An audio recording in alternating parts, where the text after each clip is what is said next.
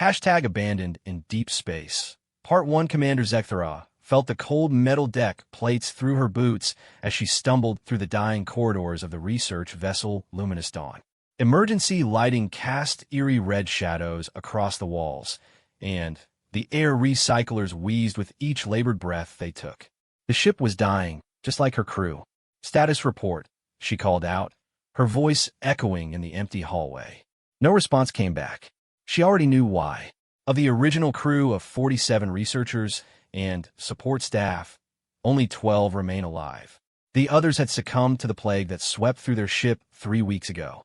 The Luminous Dawn had been conducting deep space research in the Void Sector, a region of space so remote that no civilization had ever bothered to map it properly. They were studying dark matter formations when the plague struck. It started with Dr. Nexvar in the biology lab. Within days, it had spread throughout the ship like wildfire.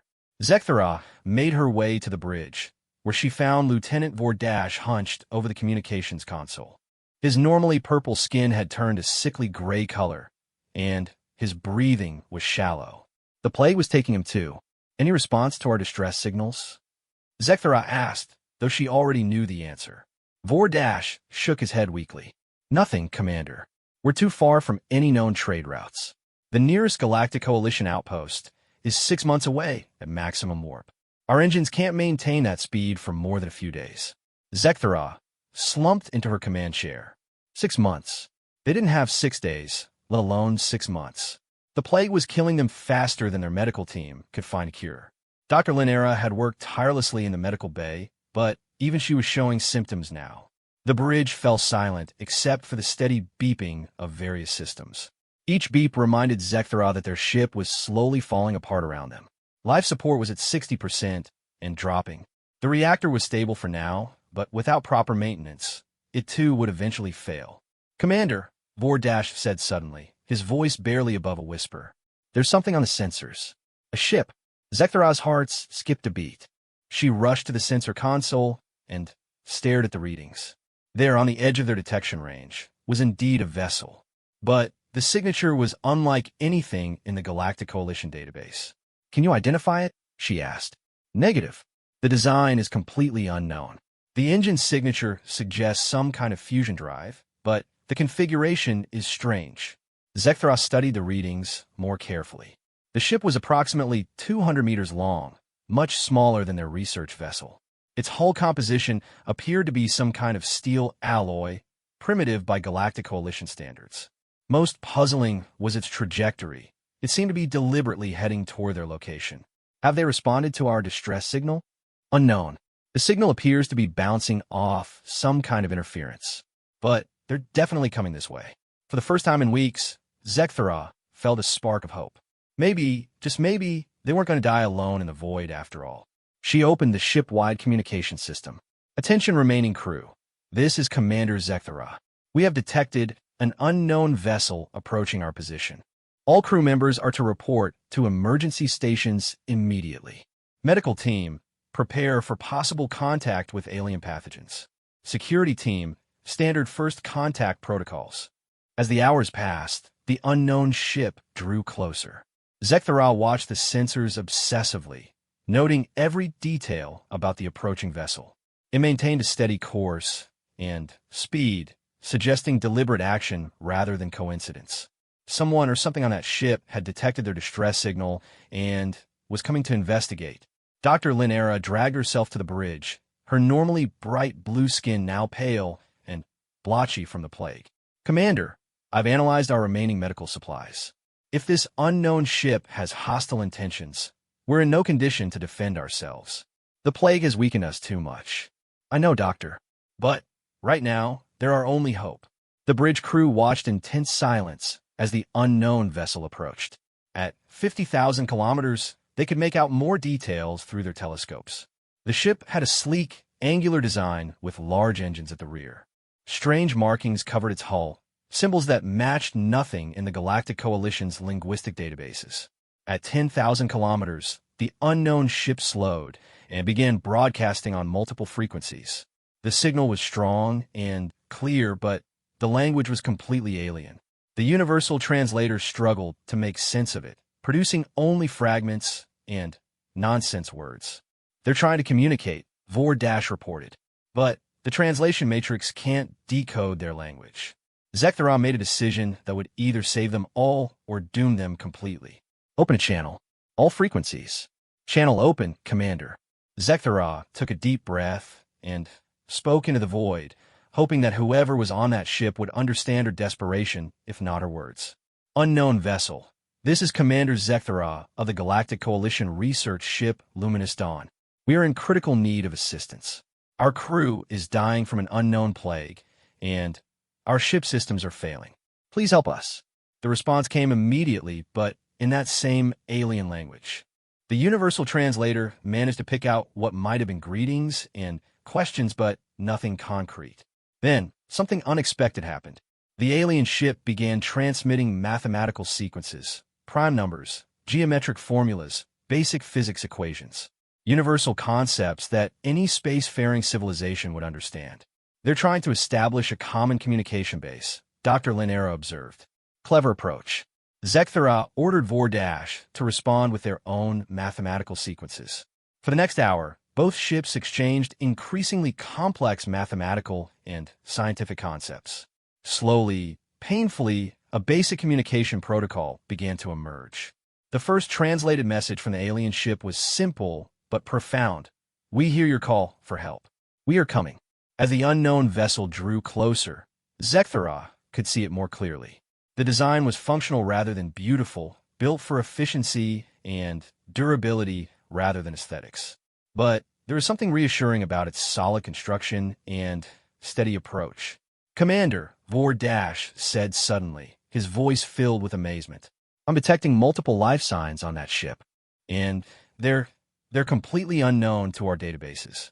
Whatever species is on that ship, we've never encountered them before. Zekthara felt a chill run down her spine. First contact with an unknown species, while her crew was dying and her ship was failing. It wasn't exactly how the textbooks said these things were supposed to happen. But as she watched the alien ship position itself alongside the Luminous Dawn, she realized something important. These beings, whoever they were, had heard a cry for help in the vast emptiness of space and had chosen to answer. That gave her hope that maybe, just maybe, they had found allies instead of conquerors. The comm system crackled to life again, and this time the universal translator managed a rough but understandable translation.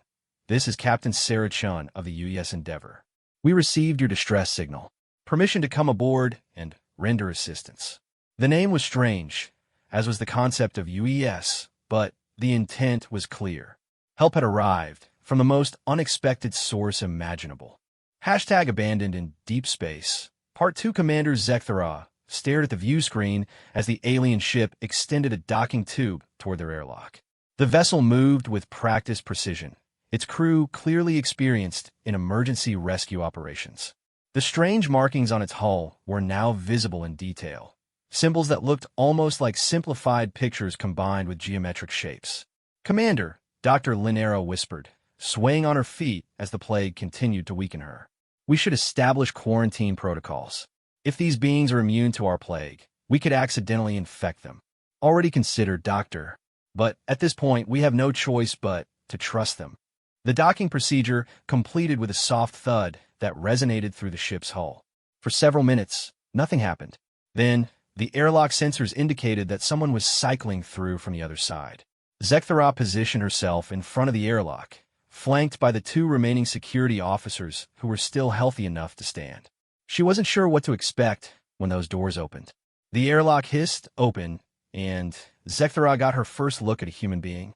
The creature that stepped through was roughly her height, but built differently. Where Zekthara's people were tall and thin with elongated limbs, this being was compact and muscular. Its skin was a strange pinkish-brown color, and instead of the smooth features of her species, its face had pronounced angles and what appeared to be small hairs covering parts of its head. Most striking were its eyes, small, round, and an impossible blue color that seemed to look right through her. The being wore some kind of environmental suit that looked crude compared to Galactic Coalition technology, but it was clearly functional. Commander Zekthara, the being asked, its voice coming through a translation device attached to its suit. The translator was remarkably effective, much better than their own universal translator had been at decoding the alien language. Yes. And you are Captain Sarah Chun? That's correct. I'm here with my medical officer, Dr. James Rodriguez, and our chief engineer, Lieutenant Commander Yue. Two more of the strange beings stepped through the airlock. We're here to help. Zekthara felt her composure wavering. These aliens, humans, they called themselves, had traveled across the void to answer a distress call from a species they'd never met. Captain Chun, I must warn you, we have a plague aboard this ship. It's killed 35 of my crew already. You could be putting yourselves at risk. The human Captain Chun made a strange expression with her face that might have been a smile. We appreciate the warning, Commander. But we've dealt with infectious diseases before. Our medical equipment should be able to protect us and hopefully help your people too. Dr. Rodriguez stepped forward, carrying what appeared to be some kind of medical scanner. Commander, with your permission, I'd like to run some preliminary scans. We need to understand what we're dealing with before we can help. Over the next hour, Zekthara watched in amazement as the human medical officer worked with Dr. Linera to analyze the plague. Their medical technology was different from anything in the Galactic Coalition database, but it was undeniably effective.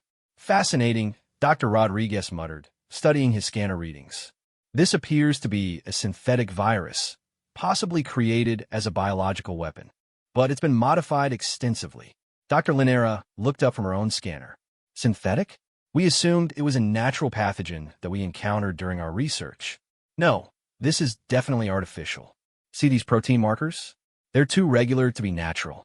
Someone designed this virus, probably as a weapon of war. The implications hit Zekthara like a physical blow. Are you saying someone deliberately infected my ship? Captain Chin's expression grew serious. It's possible, Commander. We've encountered biological weapons before in our own conflicts. But right now, the important thing is treating your crew. Lieutenant Commander Yue had been examining the ship systems with several of Zekthara's remaining engineers. He approached with a datapad covered in strange human symbols. Captain, I've finished my assessment of their ship systems. The good news is that their reactor is stable and their life support can be repaired. The bad news is that their navigation system has been sabotaged. Sabotage? Zekthara felt her world spinning. What do you mean? Yue showed her the datapad, though she couldn't read the human script. Someone introduced a virus into your navigation computers. It's been slowly corrupting your stellar cartography data and disabling your FDL communication systems. You weren't just unlucky to be out here when the plague hit. Someone wanted you stranded. The pieces began falling into place in Zekthara's mind. The research mission to the Void Sector had been proposed by Dr. Nexvar, the first plague victim. The mission had been approved hastily, without the usual extensive review process. And now they discover that both the plague and their navigation problems were the result of sabotage. Dr. Nexvar, she said quietly. He was working for someone else. Captain Chen nodded grimly. That would be our assessment. The question is who and why. Before Zekthara could respond, Dr. Rodriguez called out excitedly from the medical station. Captain, I think I've found something. This virus has a very specific genetic signature. It's designed to target the immune systems of several specific species, all of the members of the Galactic Coalition. Dr. Linera looked up from her work. You mean this plague was designed specifically to kill Coalition species? That's exactly what I mean. And there's something else. The virus contains what appears to be a remote activation code. Someone could have triggered the outbreak from a distance, probably when your ship reached a specific location. Zekthara felt sick, and not from the plague's symptoms she was beginning to show. The Void Sector. Someone wanted us out here, away from help, so we would die slowly and alone. Captain Chun placed a hand on Zekthara's shoulder. The gesture was clearly meant to be comforting, though it was strange to be touched by an alien being. Commander, whoever did this made one mistake. They didn't count on us being out here. But how did you find us? The Void Sector is completely unexplored. What were you doing out here? The human captain exchanged glances with her crew members. That's complicated. We're explorers, Commander. My species has a tendency to go places we probably shouldn't, just to see what's out there. We detected your distress signal during what we call a deep-range patrol. Basically, we were seeing how far from home we could go. Lieutenant Commander Yue added, We've been mapping this sector for the past 6 months. Your signal came through just as we were preparing to head back to human space. Human space? Zekthara asked. Are you saying your civilization controls territory out here? Not exactly controls, Captain Chun said carefully. Let's just say we've been expanding in this direction for a while. The galaxy is a big place, and we humans like to explore. Dr. Rodriguez looked up from his medical work again. Captain, I have good news. I think I can synthesize a cure for this plague. Our medical replicators should be able to produce enough antiviral compounds to treat the remaining crew. For the first time in weeks, Zekthara felt genuine hope. You can save my people? We can try, Commander. But it's going to take time. My estimate is about 12 hours to synthesize enough medicine for everyone. Captain Chun was studying her own datapad. Commander, we need to discuss something else. Whoever set this trap for you might still be monitoring the situation. If they detect that your ship is still active, they might send someone to finish the job. What are you suggesting? We need to get your ship out of here as soon as possible. My engineer tells me he can repair your navigation systems, but your FTL drive is too damaged to make the journey to Coalition space. Zekthara felt her hopes falling again. Then, we're still trapped.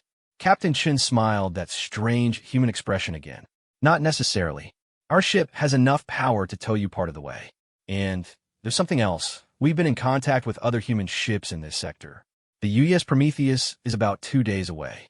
She's a heavy cruiser with much better medical facilities and the power to get you all the way home.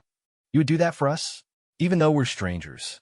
The human captain looked puzzled by the question. Commander, you sent out a distress call. Someone was in trouble. Of course we're going to help. That's what decent beings do. Zekthara studied the human's face, trying to understand this alien mindset. In the Galactic Coalition, rescue operations were carefully planned affairs, with extensive cost-benefit analyses and political considerations. The idea of risking valuable ships and crew to help complete strangers seemed almost incomprehensible. And yet these humans had done exactly that. They had traveled across the void, putting themselves at risk to answer a cry for help from a species they'd never met. Captain Chun, Zekthara said formally, on behalf of my crew and the Galactic Coalition, I thank you. But I have to ask, what do you want in return? The human's expression became even more puzzled. In return? Commander, this isn't a trade negotiation. You needed help, and we're able to provide it. That's enough. As Dr. Rodriguez began administering the first doses of his synthesized medicine to the sickest crew members, and Lieutenant Commander Yue worked to repair their navigation systems, Zekthara began to realize something profound. These humans weren't just rescuing her crew. They were introducing an entirely new philosophy to the galaxy. One where helping others wasn't a calculated political move, but simply the right thing to do. And if there were more ships like the UES Endeavor out here in the unexplored regions, then whoever had tried to murder her crew had made a very serious mistake indeed. #abandoned in deep space. Part 3. 2 days later, Commander Zekthara stood on the bridge of the UES Prometheus, watching through the massive view screen as the human heavy cruiser's medical teams continued their work. The ship was enormous, nearly twice the size of the largest Coalition vessels, and its technology was unlike anything she had ever seen. Dr. Rodriguez's cure had worked perfectly. All 12 surviving crew members were now healthy and recovering rapidly. But Captain Chun had insisted they transfer to the Prometheus for more comprehensive treatment and debriefing. Impressive ship, Zekthara commented to Captain Marcus Webb, the Prometheus's commanding officer. Webb was older than Captain Chun, with gray hair and weathered features that spoke of long experience in space. She served us well, Webb replied in his gruff voice. 12 years of deep space operations, and she's never let us down. Your Dr. Linera seems fascinated by our medical bay. Indeed, Dr. Linera had spent the last day studying human medical technology with the enthusiasm of a child discovering new toys. The human's approach to medicine was different from Coalition methods, more direct, more aggressive, but undeniably effective. Captain Webb, may I ask you something? Zekthara said. Of course. How long have your people been operating in this region of space? Captain Chin mentioned that humanity has been expanding in this direction, but your ships and technology suggest a long-term presence. Webb studied her for a moment before answering. Commander, I think it's time you learn a bit more about humanity and how we ended up out here. Would you join me in my ready room? The captain's ready room was spartanly decorated but functional. Webb gestured for Zekthara to sit in a chair designed for human physiology, then poured himself a cup of some dark liquid from a machine on his desk. Coffee, he explained, noting her curious look. Liquid caffeine helps humans think clearly during long shifts. Now, about your question, humanity has been active in what you call the void sector for about 15 years. 15 years? But this region is completely unmapped. Coalition exploration ships have never ventured this far from known space routes. Webb smiled. That's because the Coalition has never needed to. Your civilization is ancient, stable, and controls vast territories. You've had no reason to push into dangerous, unexplored regions. Humanity is different. He activated a holographic display that showed a three-dimensional map of local space. Blue dots indicated human settlements and patrol routes, while red zones marked Coalition territory. Zekthara was shocked to see how extensive the human presence was. We're a young species, Commander. We only achieved faster-than-light travel about 60 years ago, but we've been expanding rapidly ever since. But why?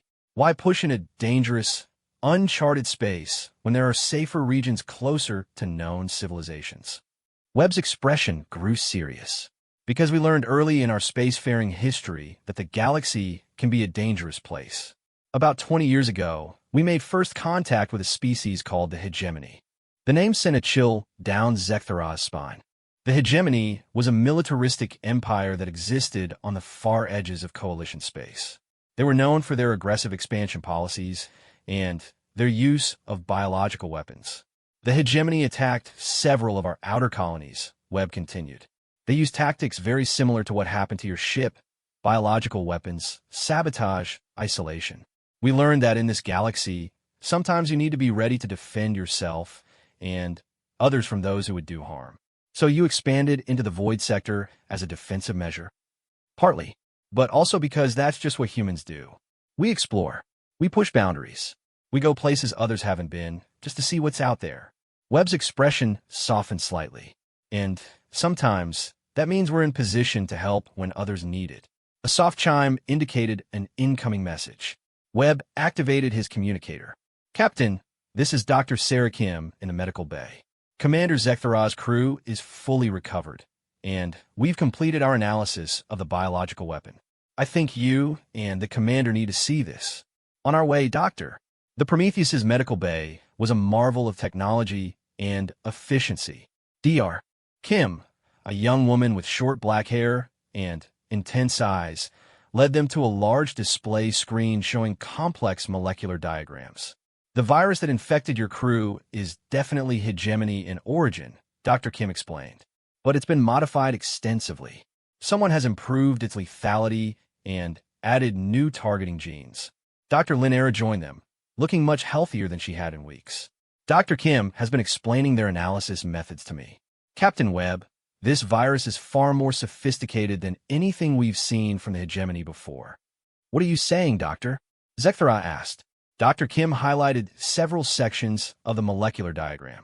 This virus was designed specifically to target Coalition species, but it required detailed genetic information about multiple races. The hegemony shouldn't have access to that kind of data. The implication hit Zekthara like a physical blow. You're saying someone in the Coalition provided them with the genetic information they needed. That's exactly what we're saying, Webb confirmed grimly. This was a joint operation between the hegemony and a Coalition trader. Lieutenant Commander Yue entered the medical bay carrying a datapad.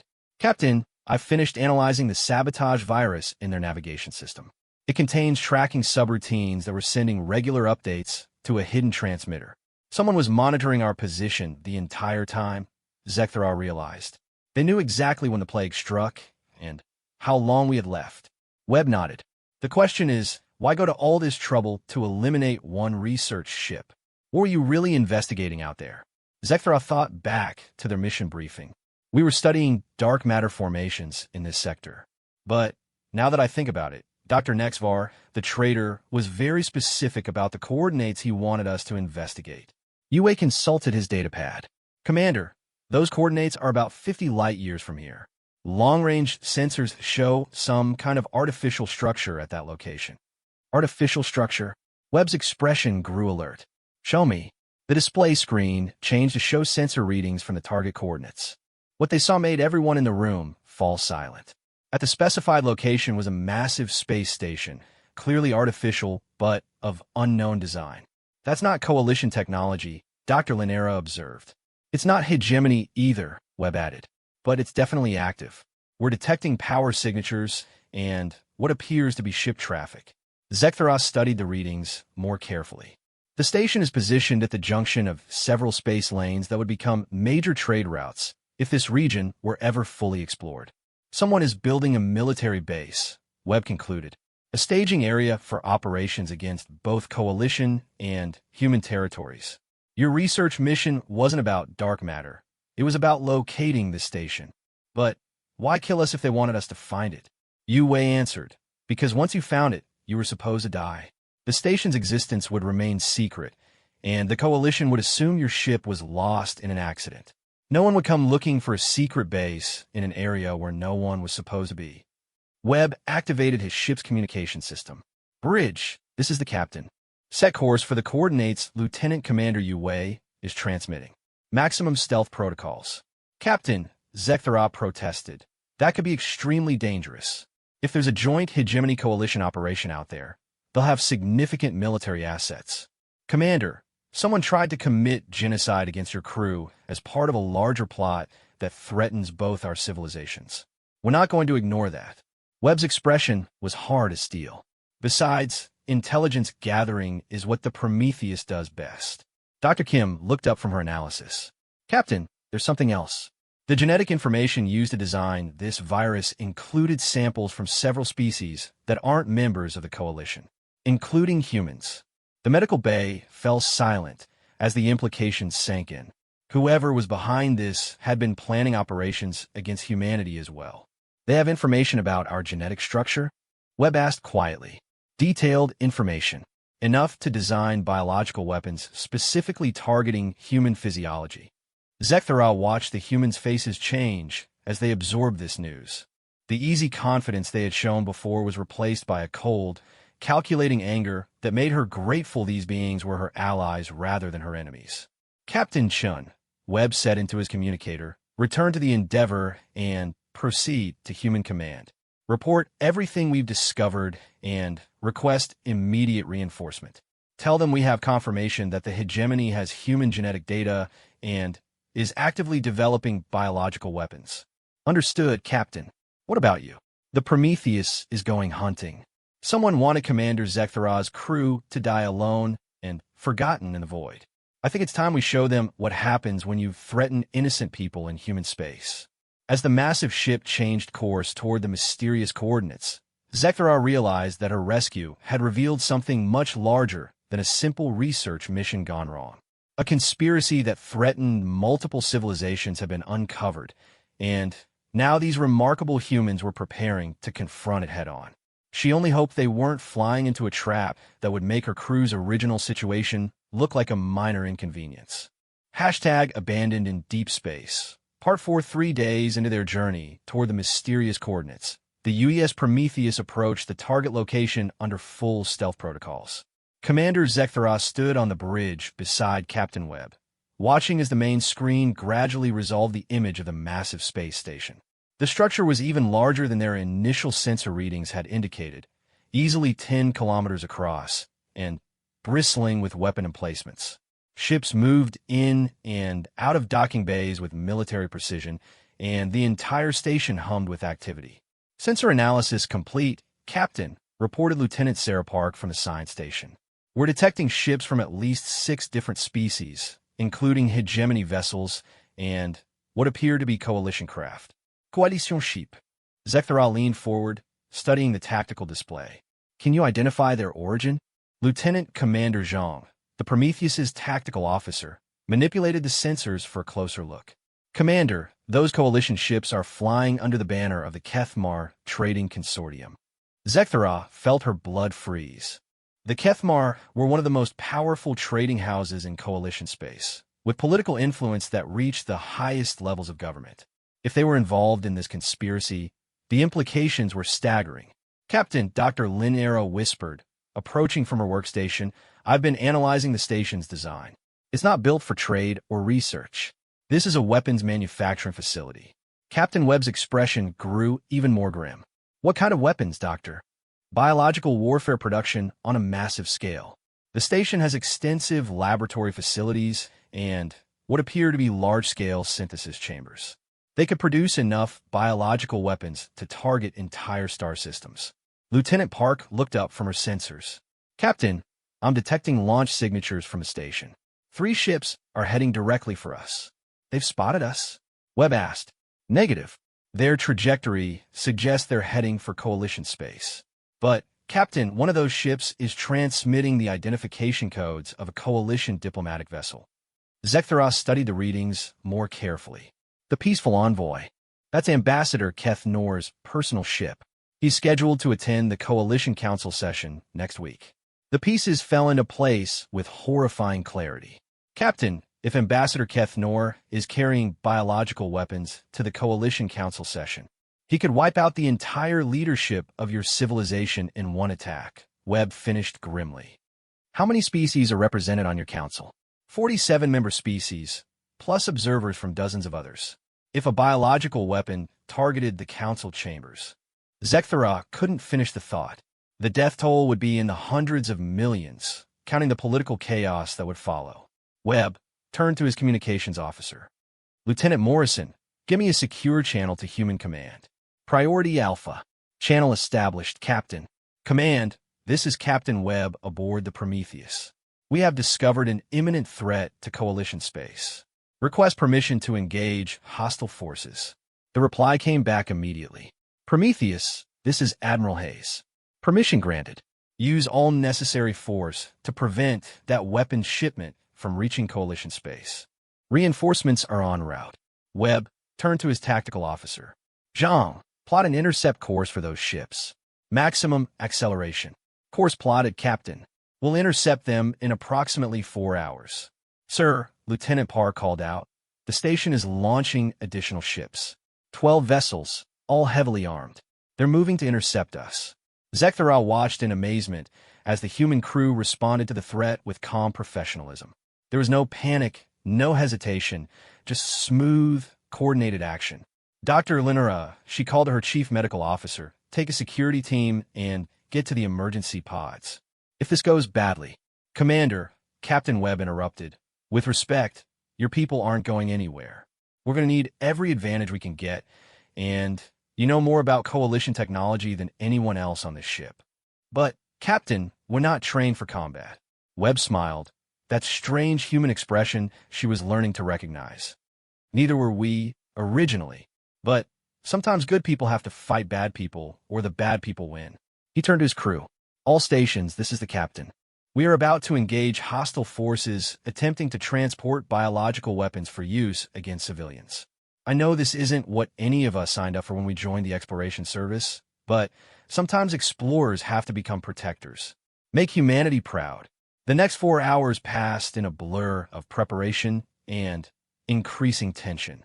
The Prometheus was an exploration vessel first and a warship second, but its human crew had been working frantically to maximize their combat capabilities.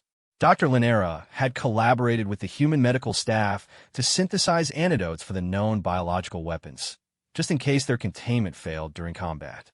Lieutenant Commander Yue worked with the human engineers to boost the ship's defensive systems. Zekthera found herself assigned to the tactical station, using her knowledge of Coalition ship designs to help identify weaknesses in the enemy vessels. It was strange to be planning attacks against ships designed by her own people, but she reminded herself that the beings using those ships had betrayed everything the Coalition stood for. Intercept in 30 minutes, Captain, Zhang reported.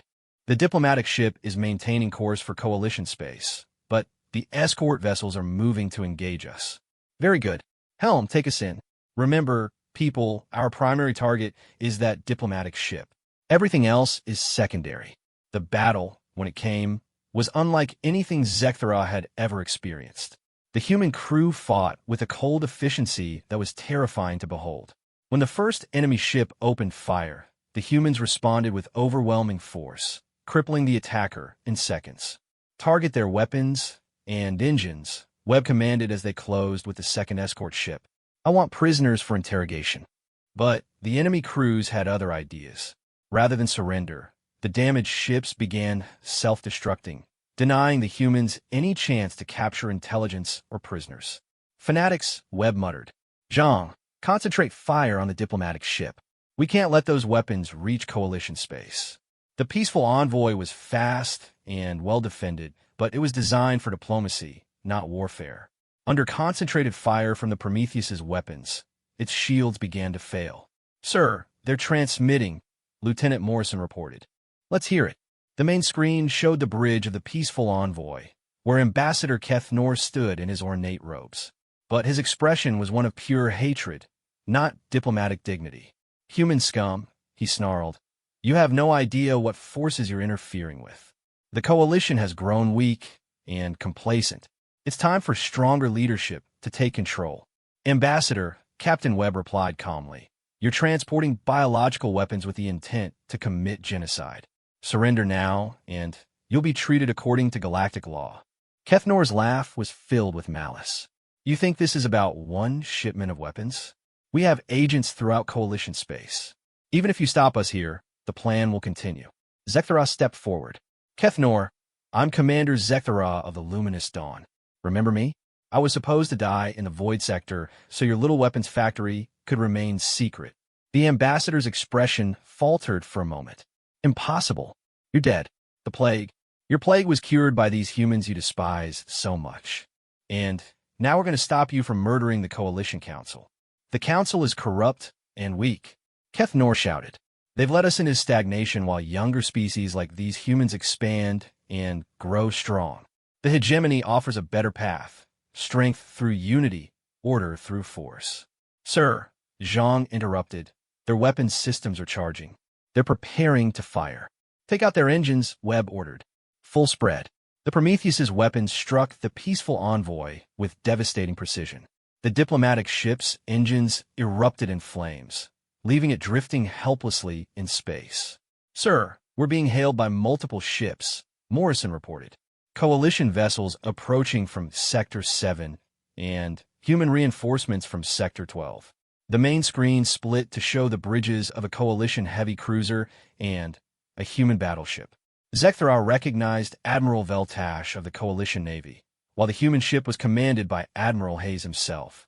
Commander Zekthara, Admiral Veltash, said formally, we received word that you were killed in the Void Sector.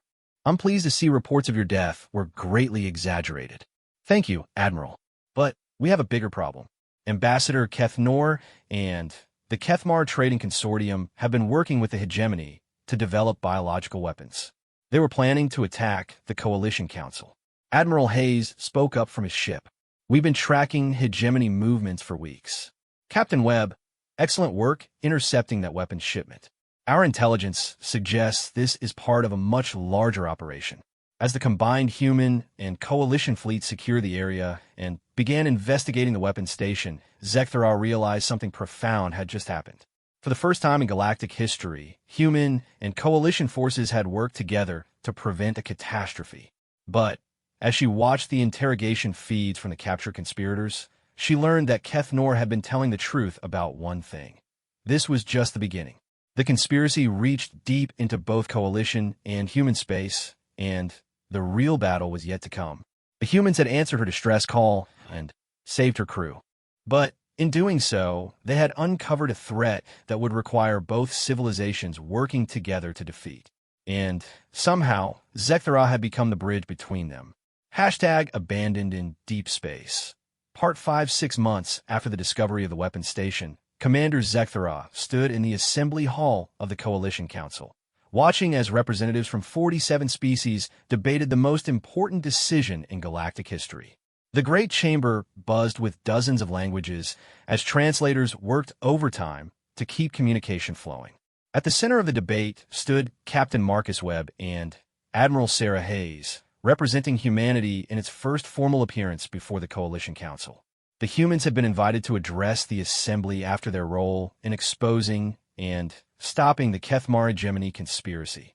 The evidence is clear, Admiral Hayes was saying, her voice carrying across the vast chamber. The conspiracy included high-ranking officials from at least 12 coalition species, working with hegemony agents to destabilize galactic civilization. This wasn't just an attack on the coalition, it was an attack on the principle of peaceful coexistence itself. Councillor Nethwa of the Veltar Confederacy raised one of his forearms. Admiral Hayes, we appreciate humanity's assistance in this matter. But the question before us is whether to admit an unknown species to the coalition based on a single act of heroism. Zekthara watched Captain Webb step forward. Over the months since their first meeting, she had learned to read human expressions better. Webb was angry, but controlling it with the discipline she had come to associate with the species. Councillor Nethwa, Webb said carefully, humanity isn't asking to join the coalition. We're asking for a formal alliance between our civilizations. A ripple of surprise went through the assembly. This wasn't what anyone had expected. Councillor Zithera of the Kytherian Republic leaned forward. Captain Webb, please explain. Why wouldn't humanity want full coalition membership? Webb exchanged a glance with Admiral Hayes before answering. Because we've learned something about ourselves over the past 6 months of working with your people. Humanity has a different approach to galactic civilization than the coalition model. Different how? Asked Councillor Morgan of the Altarian systems. Admiral Hayes activated a holographic display showing a three-dimensional map of local space.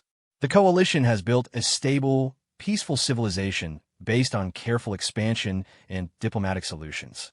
It's lasted for over 1,000 years and created unprecedented prosperity for its member species. The map highlighted coalition territory in blue, showing the vast, well-defended regions controlled by various species. Humanity, on the other hand, has spent the last 60 years pushing into unexplored space, often alone and usually unprepared for what we might find. The map now showed human territory in green, smaller, but spread across a much wider area with long tendrils reaching into unexplored regions. We've learned to be ready for anything, to adapt quickly, and to help others who need it without waiting for committee approval. Webb's voice grew more confident. The coalition is the galaxy's civilization. Humanity wants to be its frontier guard. Councillor Velnoth of the Andromedan Collective, one of the coalition's founding species, spoke up. That's a fascinating proposal, Captain. But what would this alliance look like in practice? Zekthara had been waiting for this moment. As the official coalition liaison to humanity, she had helped draft the proposal they were about to present. If I may, she said, rising from her seat in the gallery. Commander Zekthara, you have the floor. She activated her own holographic display, showing the results of 6 months of joint human coalition operations. The alliance proposal includes 3 main components. First, joint exploration missions to map and secure the frontier regions where both our civilizations are expanding.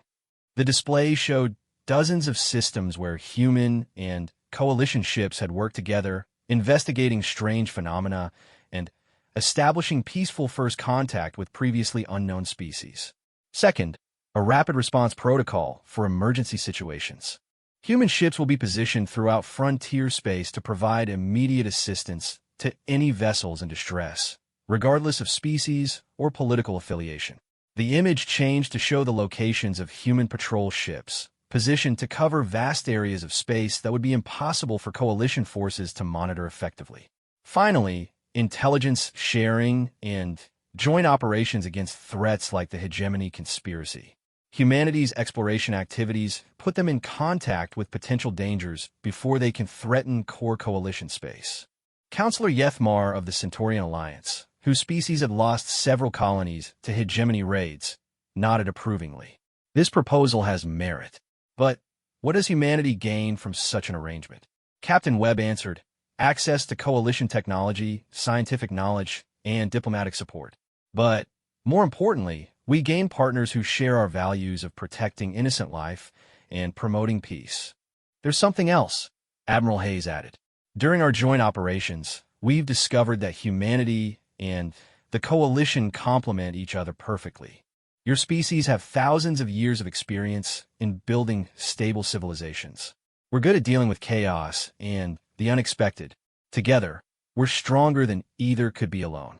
Counselor Nethwa looked skeptical. This all sounds very idealistic, Admiral.